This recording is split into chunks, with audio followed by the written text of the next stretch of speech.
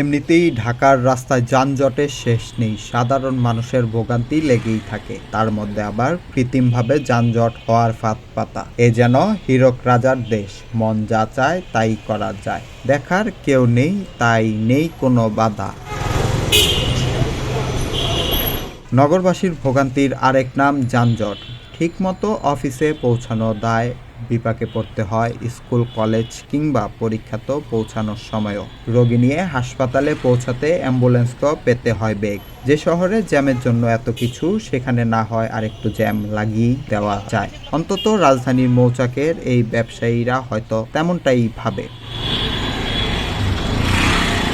সরেজমিনে গিয়ে এর সত্যতাও পাওয়া যায়। ফুটপাত ও মূল সড়ক দখল করে রাখার কারণে প্রতিনিয়ত সাধারণ মানুষের চলাচলে বিঘ্ন ঘটে। পথচারীরা বলছেন, রাস্তা বন্ধ করে রাখার কারণে চলাচলে বেগ পেতে হচ্ছে তাদের।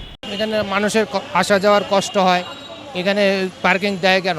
এখানে পার্কিং রাখা তো ঠিক হয় নাই। মার্কেট বানাইছে, তাতে পার্কিং রাখবে না, পার্কিং তো নাই। ফুটপাত হলো আমাদের হাঁটার জায়গা। হ্যাঁ, আমরা ফুটপাত দিয়ে হাঁটবো। এখন যারা যেখানে দোকান দিয়েছেন, তারা দোকানের বাইরে একটা বড় ফুটপাতের পুরো রাস্তাটাকে বুক করে রাখতেছে।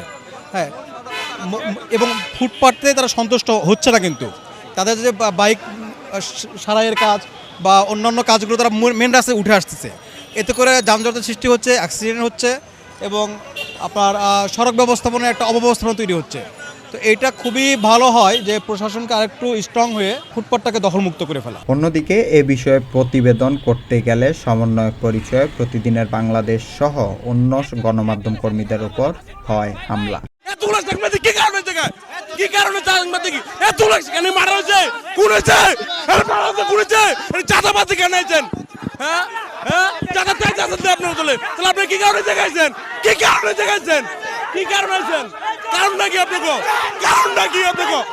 এ বিষয়ে রমনা ডিসির সাথে কথা বললে তিনি বলেন, এ বিষয়ে পুলিশকে নির্দেশনা দেওয়া আছে এবং এখনো কিছু কিছু জায়গায় সমস্যা আছে, তা দ্রুত সময়ের মধ্যে সমাধান হয়ে যাবে।